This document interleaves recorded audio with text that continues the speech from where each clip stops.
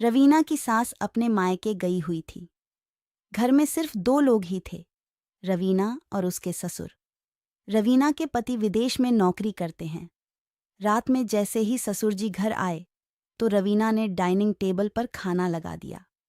उसके ससुर कुर्सी पर बैठकर खाना खाने लगे। रवीना अपने ससुर जी को नज़र छुपाकर देख रही थी, क्योंकि कुछ ही देर पहले रवीना के साथ एक हादसा हो गया था। रवीना के ससुर बाथरूम में नहा रहे थे और रवीना को इस बात का पता नहीं था। रवीना गलती से बाथरूम में घुस गई थी, क्योंकि उन्होंने दरवाजे की कुंडी नहीं लगा रखी थी, जिससे रवीना बहुत ज्यादा शर्मा रही थी। रवीना की सास आज अचानक से अपने मायके चली गई थी, क्योंकि उनके पिता की तबीयत अचानक बिगड़ गई थी और अब घर पर सिर्फ रवीना और रवीना के ससुर ही रह गए थे। रवीना वैसे तो अपने ससुर जी के बारे में कुछ गलत नहीं सोचती थी, लेकिन आज बाथरूम वाले हादसे के बाद उसका अपने ससुर जी को देखने का नज़रिया बदल गया था। वैसे भी रवीना का पति 2 साल से घर नहीं आया था और रवीना अपने पति की याद में तड़पती रहती थी। अब ऐसे में रवीना भी आज बहकने लगी थी और अपने ससुर जी में अपने पति को देखने की कोशिश करने लगी थी।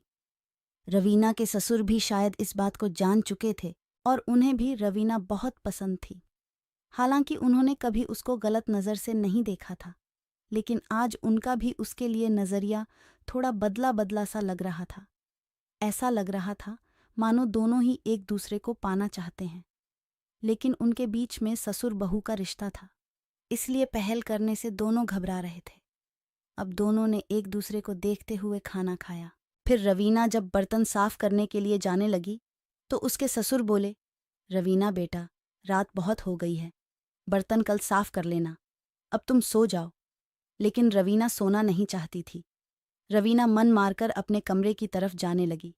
तभी उसके ससुर जी उससे कहा, रवीना बेटा, मेरी तबीयत आज कुछ ठीक नहीं लग रही है और तुम्हारी सास भी आज घर पर नहीं है, इसलिए आज तुम मेरे कमरे में ही सो जाओ, क्योंकि हो सकता है मेरी तबीयत रात को ज़्यादा बिगड़ जाए और मुझे डॉक्टर के पास ले जाना पड़े।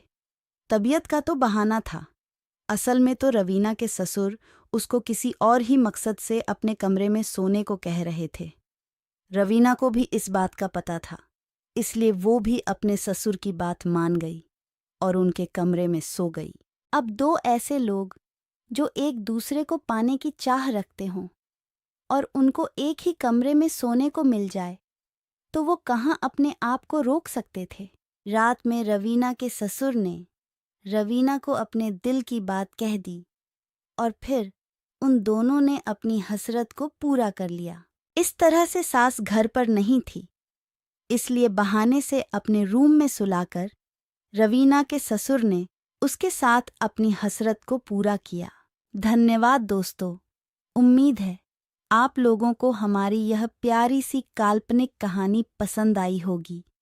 वीडियो पसंद आए तो चैनल को सब्सक्राइब करना ना भूलें।